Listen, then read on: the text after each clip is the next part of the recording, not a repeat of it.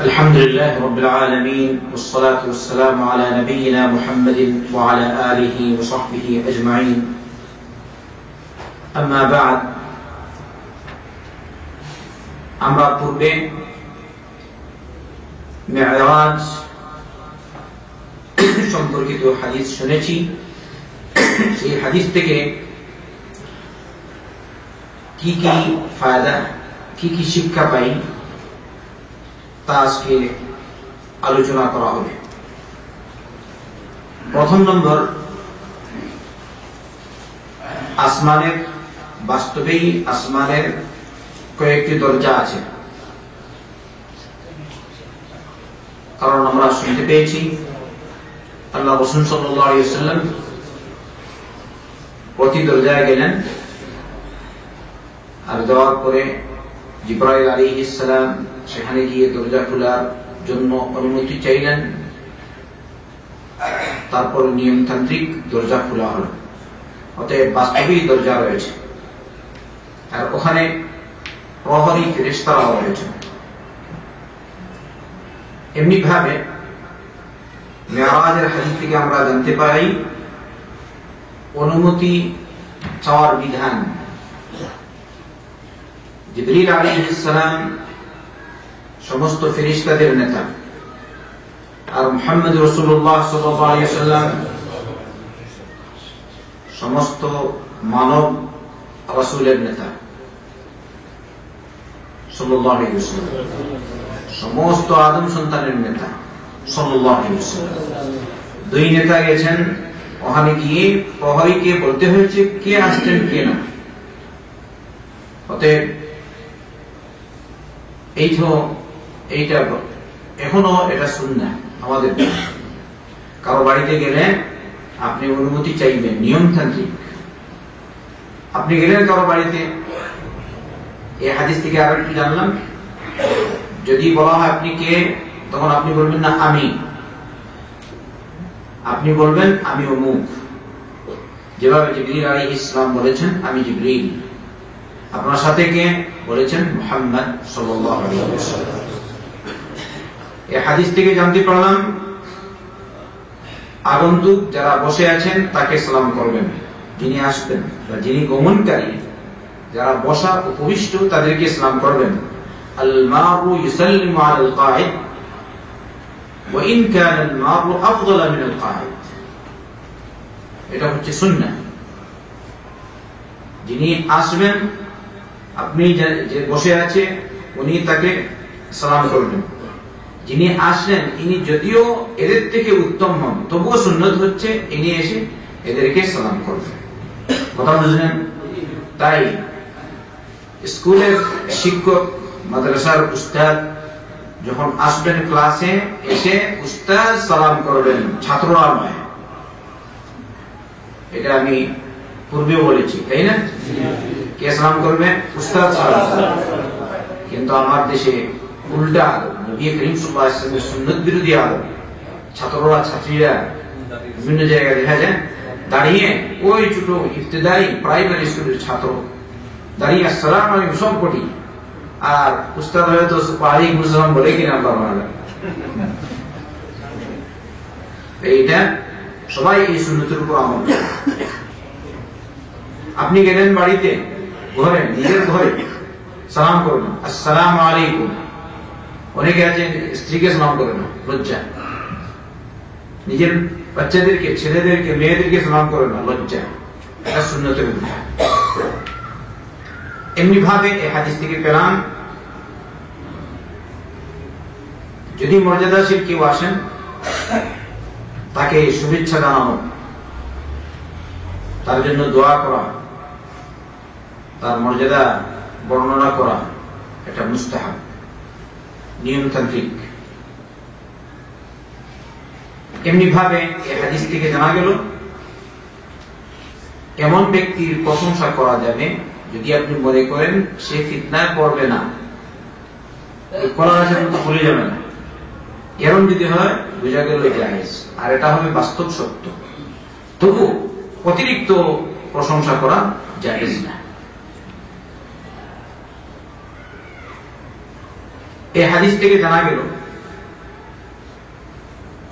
ইব্রাহিম আলাইহিস সালাম সাত আকাশের উপর যে আল্লাহর ঘর রয়েছে বাইতুল মামুর, তাতে টেক লাগিয়ে বসা ছিলেন। তাই পৃথিবীর যে কাবা আল্লাহর ঘর, তাতেও যদি এরকম সুযোগ হয় কেউ টেক লাগায়, তাহলে এটা নাজায়েজ না। কারণ যদি এটা নাজায়েজ হতো তাহলে আল্লাহ রাসূল সাল্লাল্লাহু আলাইহি ওয়াসাল্লাম বলতেন ওইটা হচ্ছে ঊর্ধ্ব জগতের ব্যাপার, নিম্ন জগতের ব্যাপার নয়, বলতেন কিনা? অতএব যেখানে যে বর্ণনা জরুরি, এটা যদি না করেন তাহলে বোঝা গেল আসলটা জায়েজ। এমনি ভাবে এই হাদিস থেকে বোঝা গেল কোন বিধান নাজিল হয়েছে কিন্তু না এই বিধানের উপর আমল করার আগেই বিধান মনসুখ হয়ে গেছে। কিরকম? আল্লাহ পাক 50 ওয়াক্ত ফরজ করেছিলেন, পরবর্তীতে আস্তে আস্তে এই 50 ওয়াক্তের উপর আমল করার আগেই তা রহিত হয়েছে। বাকি রয়ে গেল কতটুকু? 5 ওয়াক্ত। রব্বুল আলামিন বললেন এই 5 নয় বরং 50। তাই আমরা যে 5 ওয়াক্ত নামাজ আদায় করি তা 5 হচ্ছে না, বরং 50 ওয়াক্ত সালাত আদায় করছি। বলি আলহামদুলিল্লাহ। কিন্তু যারা 5 ওয়াক্ত পড়ে না, 1 ওয়াক্ত পড়ে মিস হচ্ছে, 2 ওয়াক্ত পড়ে না 20 ওয়াক্ত মিস হচ্ছে। আমরা সবাই 5 ওয়াক্ত নামাজ জামাতের সাথে নিয়মতান্ত্রিক যেন আদায় করি। আল্লাহ আমাদেরকে তৌফিক দান করুন। এমনি ভাবে এই হাদিস থেকে পাওয়া গেল রাত্রিকালীন সফর উত্তম দিনের সফর থেকে, রাত্রের সফর উত্তম দিনের সফর থেকে। কারণ ইসরা আর মেরাজ নবী করিম সাল্লাল্লাহু আলাইহি ওয়াসাল্লামের যে সফর হয়েছে এটা রাতেই হয়েছে। এমনি ভাবে আল্লাহ রাসূল সাল্লাল্লাহু আলাইহি ওয়াসাল্লামের ইবাদত রাতেই হতে বেশি, যেমন তাহাজ্জুদের সালাত, কিয়ামুল লাইল। আর আল্লাহ রাসূল সাল্লাল্লাহু আলাইহি ওয়াসাল্লামের সফর বেশিরভাগ রাতেই হয়েছে। এমনি ভাবে সুনানে আবি দাউদে সহিহ রিওয়ায়াত আল্লাহ রাসূল সাল্লাল্লাহু আলাইহি ওয়াসাল্লাম বলেছেন আলাইকুম বিদ্দুলজা ফাইন্নাল আরদা তুতওয়া বিল-লাইল। তোমরা রাতে সফর করো, কারণ রাতে জমি ছোট করে দেওয়া হয়, মানে বরকত হয়ে যায় রাতে সফর করলে। এই হাদিস থেকে আরো পাওয়া গেল বাস্তব জ্ঞান থিওরিক্যাল জ্ঞান থেকে, প্র্যাকটিক্যাল জ্ঞান থিওরিক্যাল জ্ঞান থেকে অনেক শক্তিশালী। আর এটাই বাস্তব। একটা মানুষ এমনি শিখলো কিন্তু বাস্তবে কাজ করলো, এটা হয় না। এটা করতে গিয়ে না, মুসা আলাইহিস সালাম আল্লাহ রাসূল সাল্লাল্লাহু আলাইহি ওয়াসাল্লামকে বলেছেন আপনি যান আপনার রবের কাছে গিয়ে নামাজ কম করে আসুন, সালাত কম করে আসুন, কারণ আমি আমার উম্মতদেরকে এই ক্ষেত্রে তাদেরকে যাচাই করেছি, তারা পারেনি। তাই আপনি আবার যান। তাই এটা হচ্ছে তার প্র্যাকটিক্যাল, বুঝলেন তো? অতএব আমরা শুধু এমনি শুনলে হবে না, বাস্তবে আমল করার চেষ্টা করি। সালাতের ফজিলত জানলেন, বাস্তবে আমল করলে না হবে।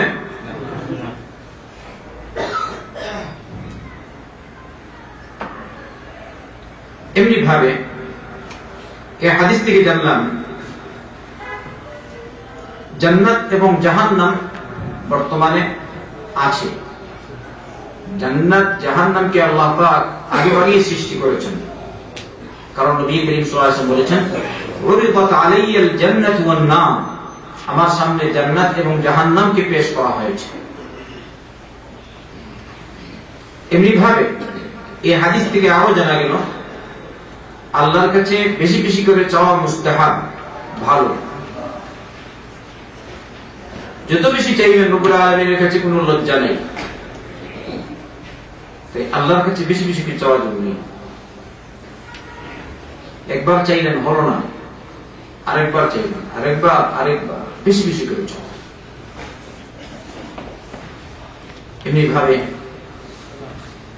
আল্লাহ রাসূল সাল্লাল্লাহু আলাইহি ওয়াসাল্লাম বলেছেন মান লাম ইয়াসআলিল্লাহ ইয়াগদাব আলাইহি, যে আল্লাহর কাছে চায় না আল্লাহ তার উপর রেগে যান, অসন্তুষ্ট হন। কিন্তু মানুষ যদি একবারের অধিক চান, মানুষ কি হয়ে যাবে? রেগে যাবে। 2 বার 3 বার একজনের কাছে গিয়ে কিছু চাইলেন, রেগে যাবে। কিন্তু রব্বুল আলামিনের কাছে যত বেশি চাইবেন তত বেশি আল্লাহ খুশি হন। মুহাম্মদ রাসূলুল্লাহ সাল্লাল্লাহু আলাইহি ওয়াসাল্লাম মুসা আলাইহিস সালামের সাথে মশওয়ারা করে পরামর্শ করে কয়েকবার গেছেন আল্লাহ রাব্বুল আলামিনের দরবারে যতটুকু যাওয়া, আর গিয়ে মুসা আলাইহিস সালাম সুপারিশ করেছেন।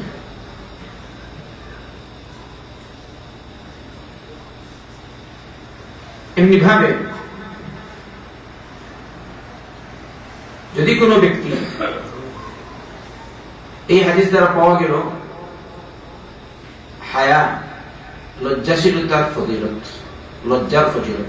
কারণ একদম লাস্টে মুহাম্মদ রাসূলুল্লাহ সাল্লাল্লাহু আলাইহি ওয়াসাল্লাম বলেছেন, আমার এখন লজ্জা হচ্ছে, আমি আর যাবো না, তাই না? আর আরেকটা পাওয়া গেল, যদি কাউকে মনে করেন এই লোকটিকে উপদেশ দিলে সে মানবে আর তার প্রয়োজন, ও আপনার কাছে চাক বা না চাক আপনি তাকে উপদেশ দিবেন। এটা এই হাদিস থেকে পাওয়া গেল। কারণ আল্লাহ রাসূল সাল্লাল্লাহু আলাইহি ওয়াসাল্লাম মুসা আলাইহিস সালাম থেকে পরামর্শ চাননি, কিন্তু তিনি দেখেছেন তাকে পরামর্শ দেওয়া উচিত মুসা আলাইহিস সালাম, তাই তাকে পরামর্শ দিয়েছেন, মশওয়ারা দিয়েছেন। এমনি ভাবে এই হাদিস থেকে পেলাম আল্লাহ রাসূল সাল্লাল্লাহু আলাইহি ওয়াসাল্লাম রব্বুল আলামিনের দরবারে যাওয়ার পর শেষে যা পেয়েছেন তাতে সন্তুষ্ট হয়ে এসেছেন, আর শিরোধার্য রূপে তিনি মেনে নিয়েছেন সাল্লাল্লাহু আলাইহি। এমনি ভাবে এই হাদিসে 50 ওয়াক্ত সালাতকে 5 ওয়াক্ত করে দেওয়া হয়েছে, আর বলা হয়েছে এটা 5 নয় বরং 50। এই হাদিসে পেলাম মানুষ যদি নেক কাজের ইচ্ছা করে আমল করে না, রব্বুল আলামিন তাকে একটি নেকি দান করেন, আর আমল করে নিলে 10টি। শুধু ইচ্ছা করলো, সংকল্প করলো আমি এই কাজ করব, রব্বুল আলামিন তাকে একটি নেকি দান করছেন। তাই যদি কারো ইচ্ছা হয় আগামী বছর হজ করব, নিয়ত সব থেকে ভালো থেকে, সে হজ করার আগেই 100 পেয়ে গেছে। আর যদি হয় এরকম পয়সা বাঁচানো, তাহলে তো এটা পয়সা বাঁচানোর জন্য বলছি। তাই আপনারা যারা হজে যাবেন নিয়ত খালিস করুন আল্লাহর সন্তুষ্টি লাভের জন্য। কথা বুঝছেন? হজ করবো কেন? আল্লাহর সন্তুষ্টি লাভ করার জন্য, নবীর তরিকায় হজ করবেন। এজন্য আসুন সেন্টারে, উপকৃত হন। শুধু হজের লিস্টে নাম দিয়েছেন, এটা যেন এরকম যেন না হয়। এমনি ভাবে মানুষ যদি আমল করে নেয় 10 নেকি, আর অসৎ আমলের যদি ইচ্ছে করে তাকে কিছু দেওয়া হয়, কিছু লেখা হয় না, কিন্তু কাজ করলে মাত্র 1 গুনাহ। বলি সবাই আলহামদুলিল্লাহ। আল্লাহর রহমত কত বড়।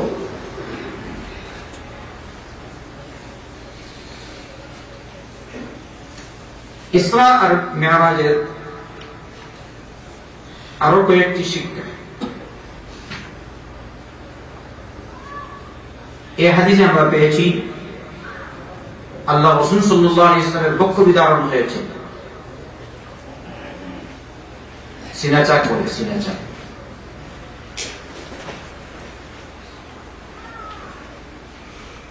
মেরাজের পূর্বে, ইসরায়ের পূর্বে জিবরিল আলাইহিস সালাম তার বুক ছিঁড়ে কলব বের করে দিয়ে ওকে ধুয়ে মুছে পরিষ্কার করে আবার ওখানে একটি পাত্র রেখে দিয়েছেন, নিয়মতান্ত্রিক হিকমত আর ঈমান দ্বারা পরিপূর্ণ। আগে আপনারা শুনেছেন। এইটা বলছেন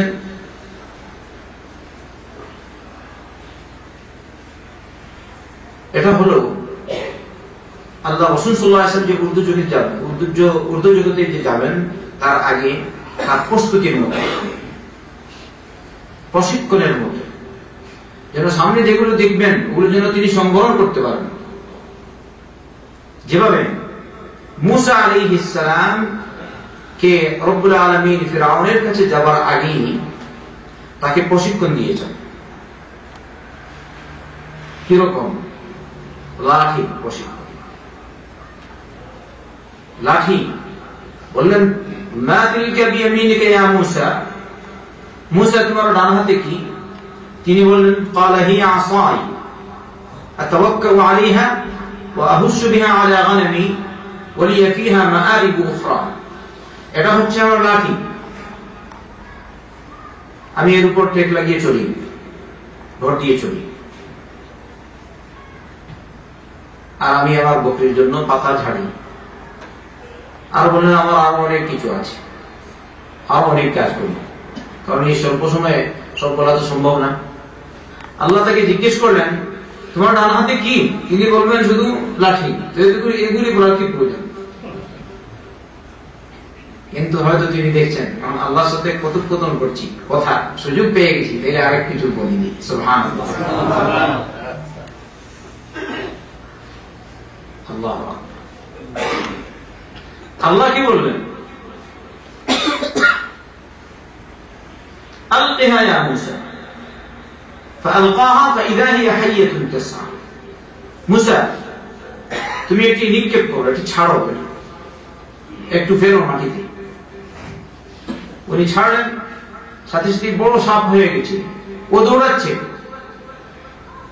মূসা আলাইহিস সালাম ওয়াল্লা মুদবিরান, পিঠ দেখিয়ে মূসা আলাইহিস সালাম দৌড়ে যাচ্ছেন। আর এটা হঠাৎ করে সাপ হয়ে গেছে, ভয়ের কিছু করার কথা। আল্লাহ বলেন قال خذها ولا تخف سنعيدها سيرتها الأولى। হে মূসা তুমি এটাকে ধরো, তার মূল যে আকৃতি ছিল সে আকৃতিতেই আমি তাকে রূপান্তরিত করে দিচ্ছি। রব্বুল আলামিন বাস সাথে সাথে ধরলেন। যখন ধরলেন সাথে সাথে ওইটা আগের মতো লাঠি হয়ে গেল। সুবহানাল্লাহ। আগে প্রশিক্ষণ, ফিরআউনের কাছে যাওয়ার আগে রব্বুল আলামিন তাকে এই প্রশিক্ষণ দিয়ে তাকে আগে মজবুত করেছেন। তো বলছেন এইটা যেমন মুহাম্মদ রাসূলুল্লাহ সাল্লাল্লাহু আলাইহি ওয়াসাল্লাম কে মিরাজ বা ইসরায়ে নিয়ে যাওয়ার আগেই যে তার বক্ষ বিধান হয়েছে এই ঘটনা, তার মানে এটা এরকমই হচ্ছে যেমন আগে আগেই প্রশিক্ষণ, সামনে যা দেখবেন তা ভালো করে যেন রপ্ত করতে পারেন, সংবরণ করতে পারেন। এই জন্য কারণ মন এ কলব হচ্ছে আসল। তাই নবী করিম সাল্লাল্লাহু আলাইহি ওয়াসাল্লাম বলেন আলা ওয়া ইন্না ফিল জাসাদি মুদগাহ ইযা সালাহাত সালাহাল জাসাদ কুল্লুহু আলা ওয়া হিয়াল কলব। শুনো, মানুষের শরীরে একটা গোশতের টুকরা আছে, মুদগাহ আছে, মাংসপিণ্ড আছে। যদি ওইটা ঠিক হয় তাহলে সম্পূর্ণ শরীর ঠিক থাকে, আর এটা যদি অঠিক হয় তাহলে সম্পূর্ণ শরীর অঠিক হয়ে যায়। আর ওটা কি? ওটা হচ্ছে কলব। আর কলব মানে কি? অন্তর, হার্ট। এই হাদিসের আরেকটি শিক্ষা বুরাক, এমন যদি রব্বুল আলামিন তাকে নিয়ে গেলেন মক্কা থেকে বাইতুল মাকদিস পর্যন্ত। আল্লাহ রাব্বুল আলামিন তার সম্মানার্থে মুহাম্মদ রাসূলুল্লাহ সাল্লাল্লাহু আলাইহি ওয়াসাল্লাম সম্মানার্থে একটি যানবাহন পাঠিয়েছেন, যেটি হলো বুরাক। আবার তার জন্য পাঠিয়েছেন দলিল, পথ প্রদর্শক। মনটা ফ্রেশ থাকবে, আরেকজন সাথী আছেন। তাই জিবরিল আলাইহিস সালাম কে পাঠালেন বুরাক দিয়ে, বুরাকের উপর তাকে সওয়ার করে তাকে আনা হবে। এমনি ভাবে যেভাবে জান্নাতীরা কাল কিয়ামতের দিন তারা সওয়ার অবস্থায় জান্নাতে প্রবেশ করবেন, আর আল্লাহর দরবারে যাবেন। ইয়াউমা নাহশুরুল মুত্তাকিনা ইলা আর-রাহমানি ওয়াফদান।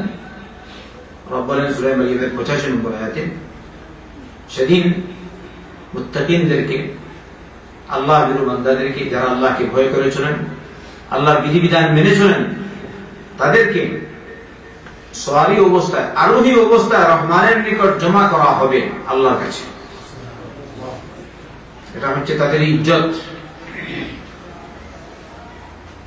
কাউকে যদি আপনি মেহমান মনে করেন, বড় মেহমান, আপনাকে আল্লাহ তৌফিক দিয়ে সচ্ছল, আপনি তার বাড়িতে গাড়ি পাঠান, তাই না?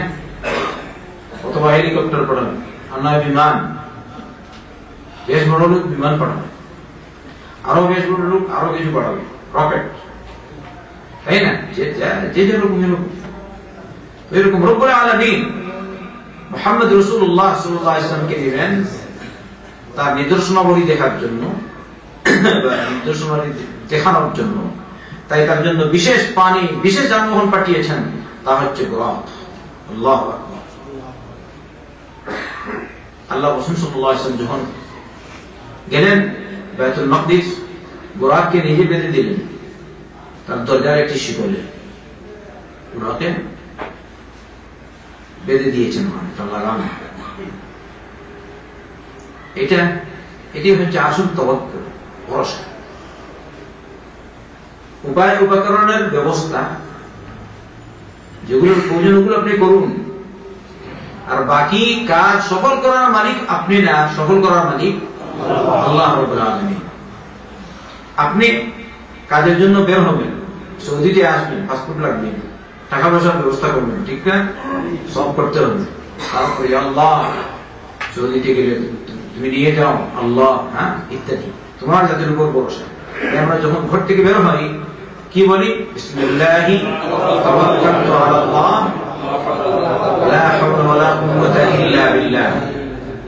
অনেকের মুখ থেকে দোয়া বের হয়নি, তাই না? তাইলে বুঝা গেল অনেকেই জানেন না। আপনারা জানেন না, আপনারা জানুন। ঘর থেকে বের হওয়ার সময় দোয়া করে বের হবেন, আমাদের নিজের সবারই ফায়দা। বিসমিল্লাহি তাওয়াক্কালতু আলাল্লাহ লা হাওলা ওয়ালা কুওয়াতা ইল্লা বিল্লাহ।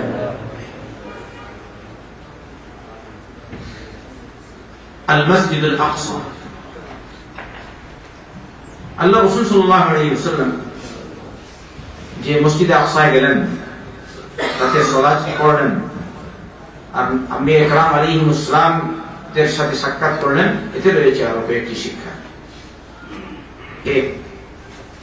হয়তো এখানে একথা বুঝাবার জন্য যে আল্লাহ রাসূল সাল্লাল্লাহু আলাইহি ওয়াসাল্লামের রিসালাতের পেগাম, রিসালাতের ডাক সমস্ত সৃষ্টির জন্য, সমস্ত সারা পৃথিবীর জন্য, যে কোনো দেশে থাকুক না কেন, সবার রাসূল বর্তমানে কে? মুহাম্মদুর রাসূলুল্লাহ সাল্লাল্লাহু আলাইহি ওয়াসাল্লাম। তাই মসজিদে আকসা আল্লাহ রাসূল সাল্লাল্লাহু আলাইহি ওয়াসাল্লাম তাদের সবাইকে নিয়ে ইমামতি করলেন। সবার ইমাম কে ছিলেন? মুহাম্মদ সাল্লাল্লাহু আলাইহি ওয়াসাল্লাম। বুঝেছেন? সবার দিন তো একই, কিন্তু বর্তমানে যার শরীয়ত চলবে তিনি হচ্ছেন মুহাম্মদ রাসূলুল্লাহ সাল্লাল্লাহু আলাইহি ওয়াসাল্লাম। আর এর দ্বারা বোঝা গেল সবার অন্যান্য নবীদের বিধান বর্তমানে রহিত হয়ে গেছে। বর্তমানে যার বিধান মানা ওয়াজিব তিনি হচ্ছেন আমাদের নবী মুহাম্মদ রাসূলুল্লাহ সাল্লাল্লাহু আলাইহি ওয়াসাল্লাম। এজন্য আল্লাহ রাসূল সাল্লাল্লাহু আলাইহি ওয়াসাল্লাম সবার সমস্ত নবীদের ইমামতি করেছেন। এমনি ভাবে এদিকে ইঙ্গিত যে আল্লাহ রাসূল সাল্লাল্লাহু আলাইহি ওয়াসাল্লাম এবং সমস্ত নবীদের দিন এক। সমস্ত নবীদের দিন কয়টা? এক। আর সবার দিন হচ্ছে ইসলাম, অন্য কোনো দিন নেই। ومن يبتغي غير الاسلام دينا فلن يقبل منه وهو في الاخره من الخاسرين। রব বলেন কেউ যদি ইসলাম ছাড়া অন্য কোনো দিনের অন্বেষণ করে তাহলে রব্বুল আলামিন ওই দিনকে কবুল করবেন না। فلن يقبل منه, এটা কখনো আল্লাহর দরবারে গ্রহণযোগ্য হবে না, আর সে আখিরাতে সে ক্ষতিগ্রস্তদের অন্তর্ভুক্ত হবে। আল্লাহ রাসূল সাল্লাল্লাহু আলাইহি ওয়াসাল্লাম এর মেরাজের রাতে ইসরা হয়েছে। নবী করিম সাল্লাল্লাহু আলাইহি ওয়াসাল্লাম মসজিদে আকসায় গেলেন। এদিকে ইঙ্গিত যে লোকজন মসজিদে আকসায় যেতে পারে, এটা সুন্নাহ। পৃথিবীর যে কোনো এলাকার মুসলমান যদি হয় মসজিদে আকসাকে দেখার জন্য সফর করে আসতে পারে। এজন্য আল্লাহ রাসূল সাল্লাল্লাহু আলাইহি ওয়াসাল্লাম বলেছেন লা তাশুদ্দুর রিহাল ইল্লা ইলা থালাথাতি মাসাজিদ। তোমরা সফর করো না, যানবাহন বাঁধো না, তবে তিনটি মসজিদের জন্য।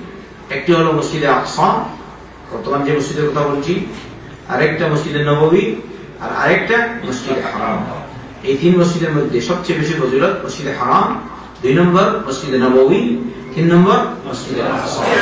এই তিন মসজিদের জন্য আমরা সফর করতে পারি। কিন্তু নবী করিম সাল্লাল্লাহু আলাইহি ওয়াসাল্লাম আমার কবরের জন্য সফর করে এরকম বলেননি। তাই আপনারা যখন যাবেন মদিনায় এই নিয়তে যাবেন আমরা নবী করিম সাল্লাল্লাহু আলাইহি ওয়াসাল্লামের মসজিদের জিয়ারত করব, আচ্ছা, ওখানে গেলে তো অবশ্যই নবীকে সালাম করবেন কিনা, কিন্তু আসল উদ্দেশ্য থাকবে যেভাবে নবী বলেছেন ওইভাবে সাল্লাল্লাহু আলাইহি ওয়াসাল্লাম। এর দ্বারা আপনার সওয়াব বেশি। তাই আকীদা ঠিক করে নবী করিম সাল্লাল্লাহু আলাইহি ওয়াসাল্লামের মসজিদে জিয়ারতের উদ্দেশ্যে যাবেন, এতে পাবেন সওয়াব।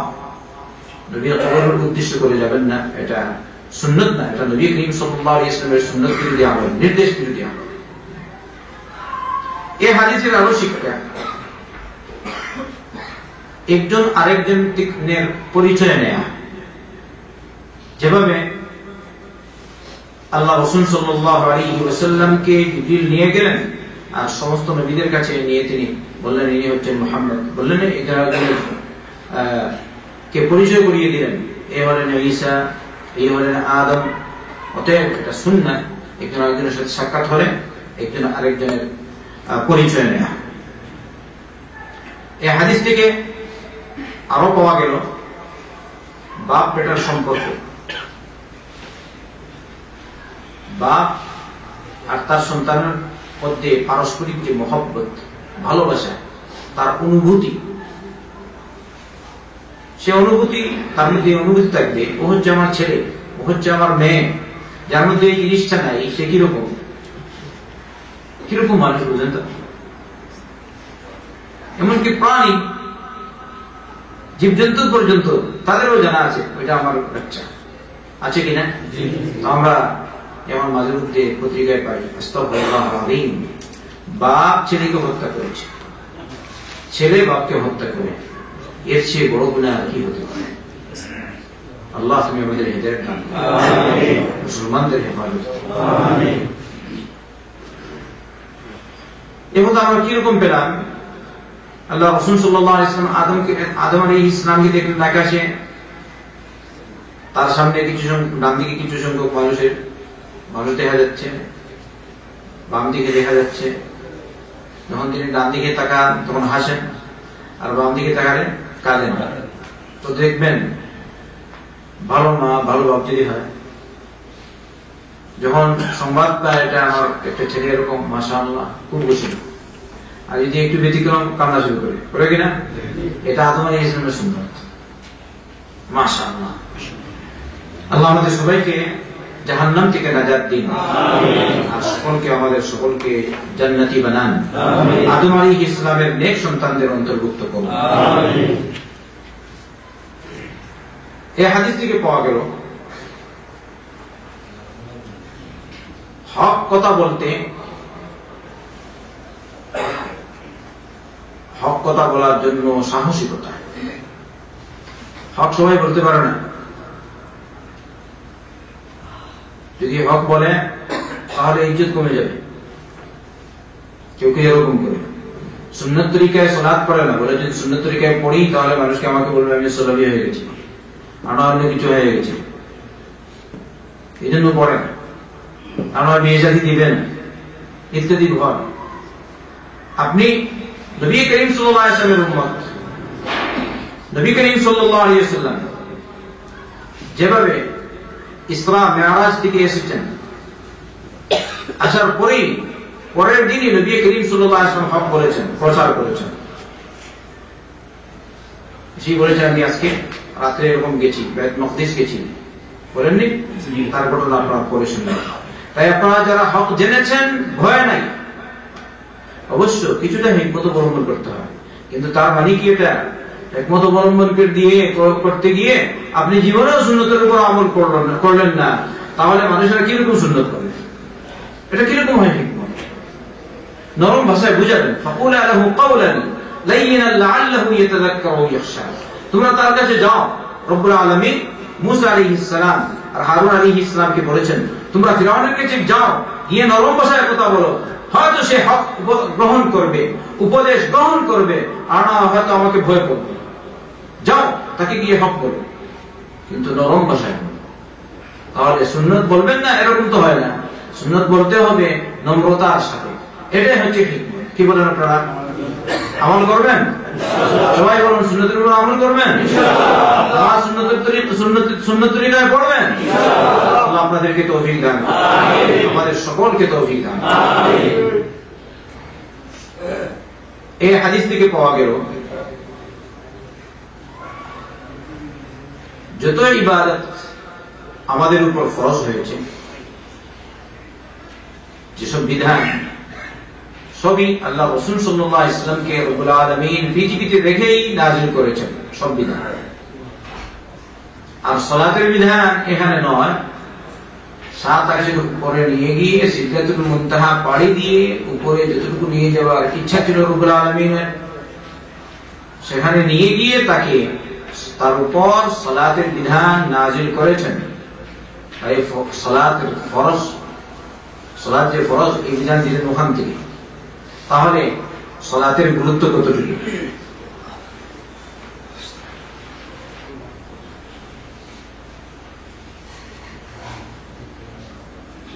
এমনি ভাবে এই হাদিস থেকে আরো জানলাম রব্বুল আলামিন 7 আকাশের উপরে আছেন। আল্লাহ কোথায় আছেন? আরশে মুআল্লায় রব্বুল আলামিন। এটা দলিল মুহাম্মদ রাসূলুল্লাহ সাল্লাল্লাহু আলাইহি ওয়াসাল্লামকে 7 আকাশের উপর নিয়ে যতটুকু নিয়ে যাওয়ার আল্লাহর ইচ্ছা ছিল সেখানে নিয়ে গেলেন। আর ওখানে ফরজ সালাত আমাদের উপর ফরজ করলেন। তাই আল্লাহর নিদর্শন আল্লাহ তার নিকটবর্তী করে তাকে নিয়ে গিয়ে তারপরে দেখালেন। অতএব বোঝা গেল আল্লাহ কোথায়? আল্লাহ আরশে মুআল্লায় আছেন। তাই যারা বলে আল্লাহ সর্ব জায়গায় বিরাজমান বা সব জায়গায় আছেন, এই কথাটা একটু সত্য হচ্ছে না মিথ্যা?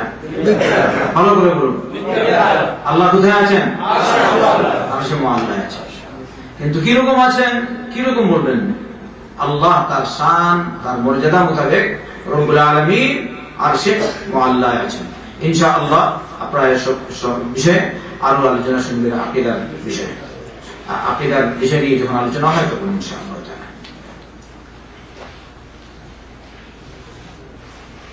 কোরআন কারীমে সূরা বাকারা 29 নম্বর আয়াতে রব্বুল আলামিন বলেছেন, সুম্মা ইসতাওয়া ইলাস সামাই ফাসাওয়াহুন্না সাবআ সামাওয়াত। তারপরে রব্বুল আলামিন আকাশের দিকে উঠলেন। এই যে ইস্তাওয়া ইলাস সামা, এর অর্থ বুখারীতে কিতাবুত তাওহীদে আছে। ইমাম মুজাহিদ আর ইমাম আবুল আলিয়া তারা বলেছেন ইস্তাওয়ার অর্থ হচ্ছে আলা ওয়ারতাফা, অর্থাৎ আকাশে উঠলেন। আর কোন জায়গায় আকাশের উপরে উঠলেন? অন্যান্য আয়াতে রব্বুল আলামিন বলেছেন সুম্মা ইস্তাওয়া আলাল আরশ, কারণ আরশ তো আকাশের উপরে। তাই এখানে তাই বলা হয়েছে সুম্মা ইস্তাওয়া ইলাস সামা, ওখানে বলা হয়েছে সুম্মা ইস্তাওয়া আলাল আরশ। অতএব এটা নিজ পক্ষ থেকে না, বুখারীতে ইমাম মুজাহিদ, ইনি আব্দুল্লাহ বিন আব্বাসের শাগির্দ তাবেঈন, দেখই বললেন। ইমাম আবুল আলী একজন তাবেঈন, তারা বলছেন ইস্তাওয়া শব্দের অর্থ হচ্ছে আলা ওয়ারতাফা। তাহলে আল্লাহ আরশে উঠেছেন। বুখারী পড়েন কিন্তু বুঝে, অনেকে বুঝে না, পড়ে একটা আর করে আরেকটা, পড়ে একটা আর মানে আরেকটা। বুখারীর আরেকটি riwayat আল্লাহ রাসূল সাল্লাল্লাহু আলাইহি ওয়াসাল্লাম বলেছেন, ইন্নাল্লাহা কাতাবা কিতাবান ক্বাবলা আন ইয়াখলুকাল খালক, ইন্না রাহমাতি সাবাকাত গাদাবি ফাহুয়া মাকতুবুন ইনদাহু ফাওকাল আরশ। আল্লাহ একটি কিতাব লিখেছেন সৃষ্টিকে সৃষ্টি করার পূর্বে। তাতে কি আছে? ইন্না রাহমাতি সাবাকাত গাদাবি, আমার রহমত আমার গজবের আগে চলে। সবাই বলি আলহামদুলিল্লাহ। এখানে সুবহানাল্লাহ, সুবহানাল্লাহ তো আছি, কিন্তু আরেকটা জিনিস আলহামদুলিল্লাহ, এটা আল্লাহর ফজল আমাদের উপর। যদি আল্লাহ যদি গজব চলত রহমতের আগে, তাহলে পৃথিবীতে কোন সৃষ্টিকে বাঁচতে দিতেন না। কে আছে আমাদের মধ্যে থেকে যে ভুল করে না? কে আছে যে বলতে পারে আমার গুনাহ নেই? কত গুনাহ করেছি, একা একা করি, নির্জনে বসে করি, এমনি করি, হ্যাঁ প্রকাশ্যে করি, প্রকাশ্যে করি, কিন্তু রব্বুল আলামিন আমাদেরকে তার রহমতের কারণে আমাদেরকে ধরেন না। তাই বলি আলহামদুলিল্লাহ, ইন্না রাহমাতি সাবাকাত গাদাবি, আমার রহমত গজবের আগে চলে।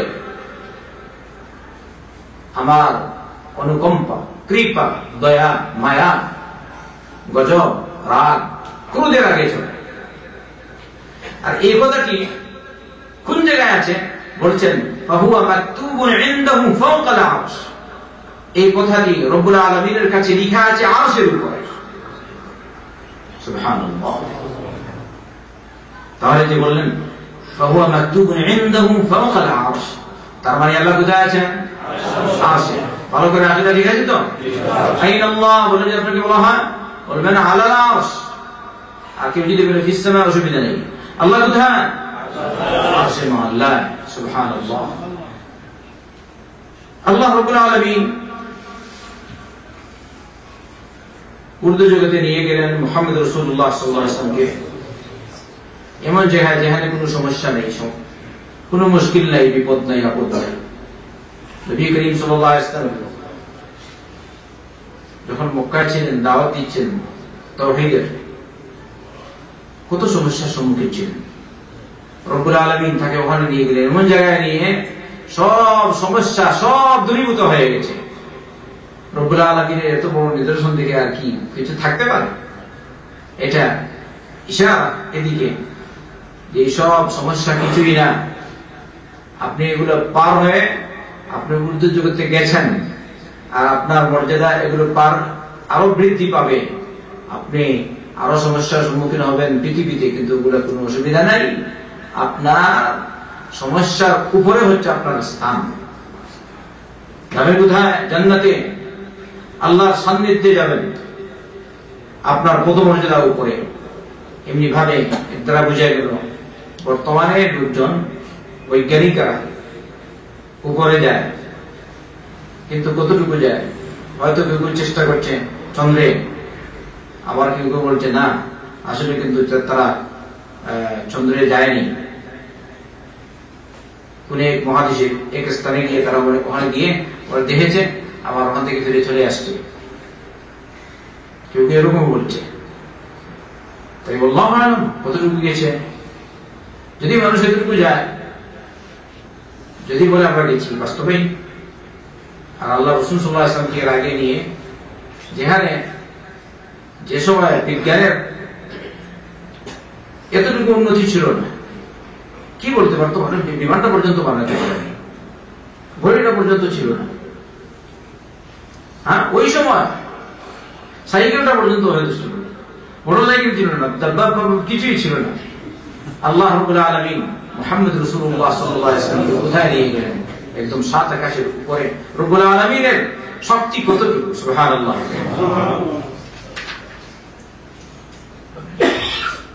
এবারে আসি আরেকটা বিষয় নিয়ে আলোচনা করি।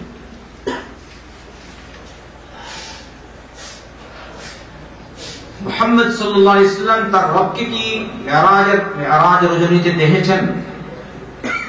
এটা হচ্ছে একটা বিষয়, আকীদা। অনেকে বলে সরাসরি আরশে গেছেন, তারপরে ওখানে গিয়ে আল্লাহর সাথে আল্লাহকে সরাসরি দেখেছেন। আরো কত গলত আকীদা আছে। কিছু আকীদা গলত হয়তো আপনারা পরে শুনতে পারেন, তবে আজকে এটাই বলবো, মুহাম্মদ সাল্লাল্লাহু আলাইহি ওয়াসাল্লাম কি মেরাজ রজনীতে আল্লাহকে দেখেছেন? তাই দেখি এ বিষয়ে আলোচনা। বলছেন এক্ষেত্রে আলেমদের দুটি উক্তি আছে। কেউ কেউ বলেছেন মুহাম্মদ সাল্লাল্লাহু আলাইহি ওয়াসাল্লাম তার রবকে দেখেছেন, আর অন্য গ্রুপ বলেছেন আল্লাহ রাসূল সাল্লাল্লাহু আলাইহি ওয়াসাল্লাম তার রবকে দেখেননি। এই দুই উক্তির মধ্যে সঠিক উক্তি হচ্ছে মুহাম্মদ সাল্লাল্লাহু আলাইহি ওয়াসাল্লাম আল্লাহকে দেখেননি। আপনি বলবেন কিরকম হলো? আপনি শুনুন, বুখারী এবং মুসলিমে আছে, মা আয়েশা রাদিয়াল্লাহু আনহা বলেন, মান যাআমা আন্না মুহাম্মাদান রাআ রাব্বাহু ফাকাদ আযামা আল-ফিরয়াহ আলা আল্লাহ। কেউ যদি মনে করে যে মুহাম্মদ সাল্লাল্লাহু আলাইহি ওয়াসাল্লাম তার রবকে দেখেছেন, তাহলে সে আল্লাহর উপর মিথ্যা অপবাদ দিল। আমরা চিনি মা আয়েশাকে, ছিলেন? আয়েশা রাদিয়াল্লাহু আনহাকে ছিলেন? নারীদের মধ্যে সবচেয়ে বেশি হাদিস তিনি মুখস্থ করেছেন তিনি হচ্ছেন মা আয়েশা রাদিয়াল্লাহু আনহা। এমনি ভাবে ওই সাহাবিয়াত নারীদের মধ্যে এমনি ভাবে সবচেয়ে বড় আলিমা আর ফকিহা বিদ্বান ছিলেন মা আয়েশা। কোন কোন বিষয়ে সাহাবাদের মধ্যে, পুরুষ সাহাবাদের মধ্যে কোন বিষয়ে মতবিরোধ দেখা দিলে মা আয়েশার কাছে আসতেন আর তার কাছ থেকে এসে সমাধান নিতেন। তাহলে বুঝুন মা আয়েশা কি। মা আয়েশা এমন নারীদের মধ্যে, তার স্ত্রীদের মধ্যে, আল্লাহ রাসূল সাল্লাল্লাহু আলাইহি ওয়াসাল্লাম তার স্ত্রীদের মধ্যে সবচেয়ে বেশি যাকে ভালোবাসতেন একদিক দিয়ে তিনি হচ্ছেন মা আয়েশা, আর আরেক দিক দিয়ে মা খাদিজা রাদিয়াল্লাহু আনহা। কিন্তু খাদিজা রাদিয়াল্লাহু আনহা তো একদম শুরুতেই মারা গেছেন, কিন্তু যার মাধ্যমে হাদিসের প্রসার ঘটেছে, মহিলাদের বিধিবিধান বেশিরভাগ আপনি পাবেন মা আয়েশা রাদিয়াল্লাহু আনহার মাধ্যমে। এইসব দিক দিয়ে যার মাধ্যমে হাদিস ইলমের প্রসার ঘটেছে বেশি, তিনি হচ্ছেন মা আয়েশা। এই জন্য এই দিক দিয়ে বেশি প্রতিশত সমস্ত নবী করিম সাল্লাল্লাহু আলাইহি ওয়াসাল্লামের সমস্ত স্ত্রীদের মধ্যে কার বেশি? মা আয়েশা। আর এই মা আয়েশা বলেন, কেউ যদি বলে মুহাম্মদ সাল্লাল্লাহু আলাইহি ওয়াসাল্লাম তার রবকে দেখেছেন, তাহলে সে আল্লাহর উপর অপবাদ দিল। আপনি কি বলেন মুহাম্মদ মা আয়েশা এটা তার নিপক্ষ থেকে বলবেন? আপনি এক কথা, এরকম একটা কথা আল্লাহর দিকে সম্বন্ধ করবে, মিথ্যা এটা যায় কেউ করবে? এবারে যে মা আয়েশা, এমন মা আয়েশা যার শানে, যার সতীত্ব প্রমাণিত করার জন্য রব্বুল আলামিন স্বয়ং আরশে মুআল্লা থেকে সূরা নূরের 10টি আয়াত নাযিল করেছেন। সুবহানাল্লাহ। এই মা আয়েশা আমাদের আম্মা জান মা আয়েশা, তাইয়্যিবা আয়েশা, মা আয়েশা, তাহিরা আয়েশা। রব বলেছেন আত-তাইয়্যিবাতু লিত-তাইয়্যিবিন ওয়াত-তাইয়্যিবুনা লিত-তাইয়্যিবাত উলাইকা মুবাররাউনা মিম্মা ইয়াকুলুন লাহুম মাগফিরাতুন ওয়া রিজকুন কারীম। তাইয়্যিব, তাইয়্যিবা তাইয়্যিবের জন্য, পাক নারী পাক পুরুষের জন্য, পাক পুরুষ পাক নারীর জন্য। এবারে মুহাম্মদ সাল্লাল্লাহু আলাইহি ওয়াসাল্লাম পাক, সন্দেহ আছে? তাই তার স্ত্রী যারা ওরাও তো হবেন পাক, না সন্দেহ আছে? কে সন্দেহ করে? সন্দেহ করে মুনাফিক, সন্দেহ করে কথিত এইসব শিয়া মা আয়েশার সাথে তারা মিথ্যা অপবাদ প্রদান করে। কিন্তু আমাদের বিশ্বাস আল্লাহ রাব্বুল আলামিনের কালামে রব্বুল আলামিন নিজে স্পষ্ট করে উল্লেখ করেছেন মা আয়েশা পবিত্র, বলেছেন উলাইকা মুবাররাউনা মিম্মা ইয়াকুলুন, ওরা যা বলে এ থেকে তারা হচ্ছেন নিষ্পাপ। আর এর মধ্যে সর্বপ্রথম যিনি নিষ্পাপ হচ্ছেন এই আয়াতের সম্বোধিত, তিনি হচ্ছেন আমাদের আম্মা জান আয়েশা সিদ্দিকা রাদিয়াল্লাহু আনহা। এমনি ভাবে মা আয়েশা বলেছেন বুখারীর অন্য রওয়ায়াতে أن محمدا صلى الله عليه وسلم رأى ربه فقد كذب وهو يقول لا تدركه الأبصار। তোমাকে কেউ যদি বলে মুহাম্মদ সাল্লাল্লাহু আলাইহি ওয়াসাল্লাম তার রবকে দেখেছেন, তাহলে সে মিথ্যা বলেছে, মিথ্যা বলল। আল্লাহ বলেছেন লা তুদরিকুল আবসার, কোন চোখ আল্লাহ রাব্বুল আলামিনকে তার নিয়ন্ত্রণে আনতে পারবে না। কথা বুঝছেন তো? তার নিয়ন্ত্রণে আনতে পারবে না। অতএব মা আয়েশা বলেন, কেউ যদি বলে মুহাম্মদ সাল্লাল্লাহু আলাইহি ওয়াসাল্লাম তার রবকে দেখেছেন, তাহলে সে মিথ্যা বলল। অতএব স্পষ্ট আল্লাহ রাসূল সাল্লাল্লাহু আলাইহি ওয়াসাল্লাম আল্লাহকে দেখেন। আরো শুনেন,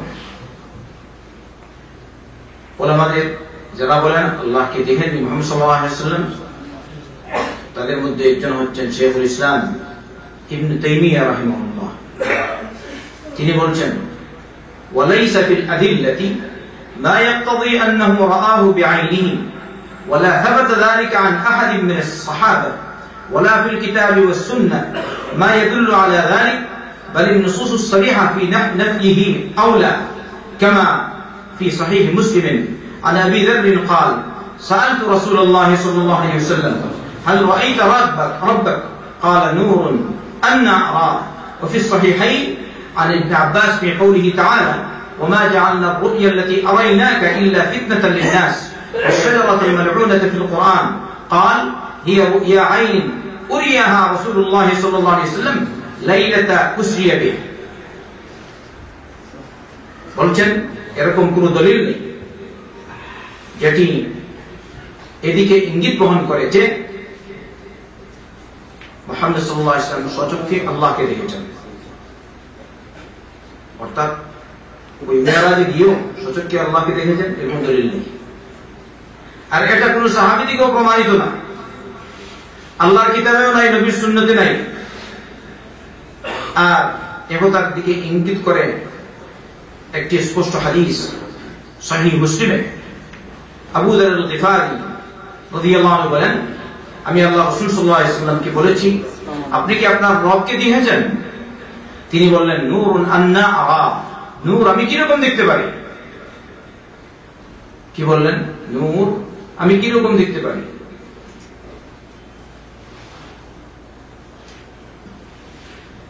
বুখারী মুসলিমে আব্দুল্লাহ বিন আব্বাস রাদিয়াল্লাহু আনহু থেকে এই আয়াতের তাফসীর সূরা ইসরার 7 নম্বর আয়াতের তাফসীর ওমা জাআলনা রুইয়া আল্লাতী আরাইনাকা ইল্লা ফিতনাতাল লিন-নাস আপনি যে দৃশ্য সচক্ষে দেখেছেন এটাকে আমি মানুষের পরীক্ষার জন্য বানিয়েছি সচক্ষে যেটা দেখেছেন আর আশ-শাজারাতুল মালউনাতু ফিল কুরআন যে গাছের কথা অভিশপ্ত বলে কোরআনে উল্লেখ করা হয়েছে তাও মানুষের জন্য পরীক্ষা এই আয়াতের তাফসীরে আব্দুল্লাহ বিন আব্বাস বলেন হিয়া রুইয়া আইনিন উরিয়াহা রাসূলুল্লাহ সাল্লাল্লাহু আলাইহি ওয়াসাল্লাম লাইলাতা উসরিয়া বিহি এটা হচ্ছে তার সচক্ষে দেখার দৃশ্য যে দৃশ্যাবলী বিশেষ নিদর্শনাবলী মুহাম্মদ রাসূলুল্লাহ সাল্লাল্লাহু আলাইহি ওয়াসাল্লাম মেরাজ রজনীতে দেখেছেন এই কথা এখানে উল্লেখ করা হয়েছে আর এজন্যই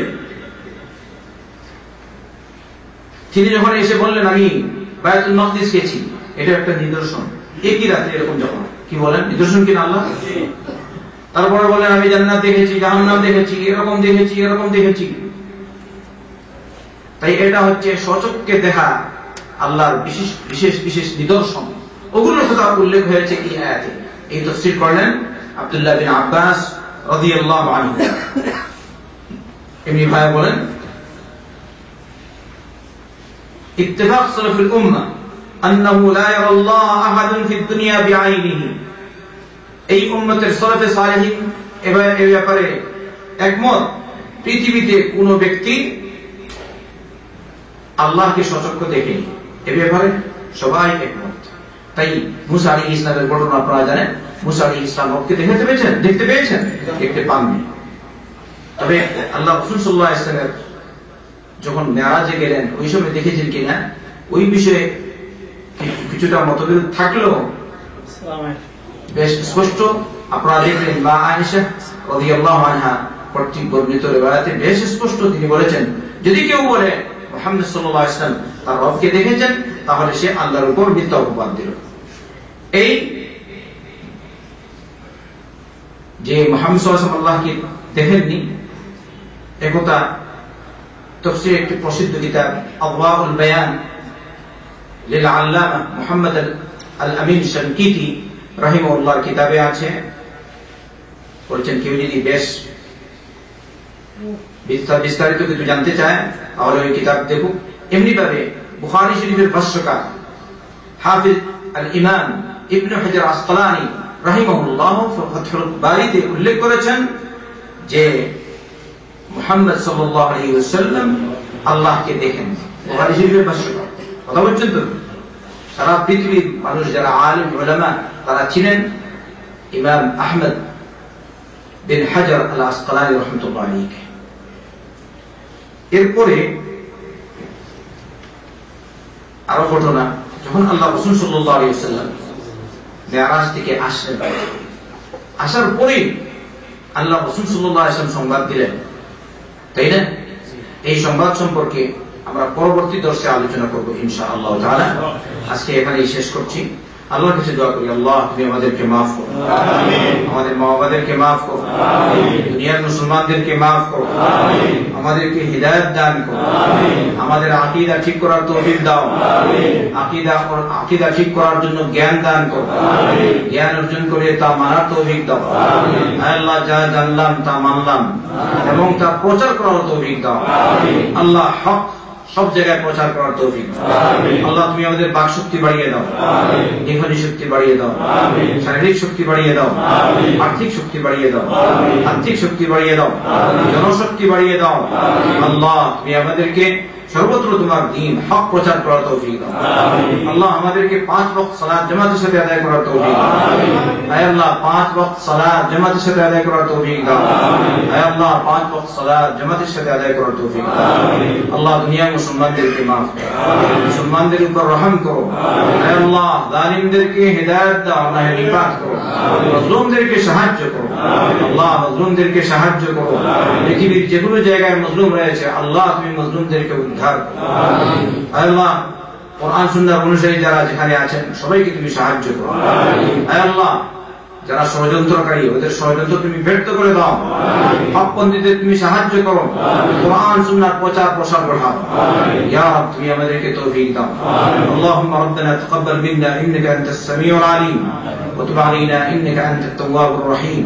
اللهم آتنا في الدنيا حسنة وفي الآخرة حسنة وقنا عذاب النار. اللهم أكثر أموالنا وأولادنا وبارك لنا فيما أعطيتنا. اللهم أطل حياتنا على طاعتك واغفر ذنوبنا وأحسن أعمالنا. اللهم أحسن عاقبتنا في الأمور كلها وأجرنا من خزي الدنيا وعذاب الآخرة. اللهم انصر الإسلام والمسلمين.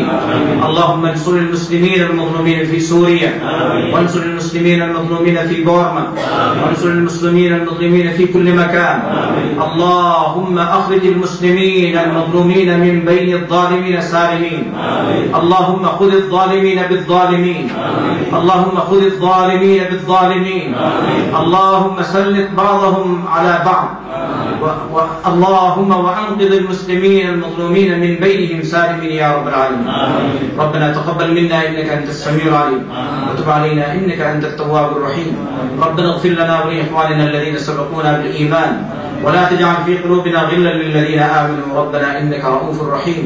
اللهم صل وسلم وبارك على نبينا محمد وعلى آله وصحبه أجمعين.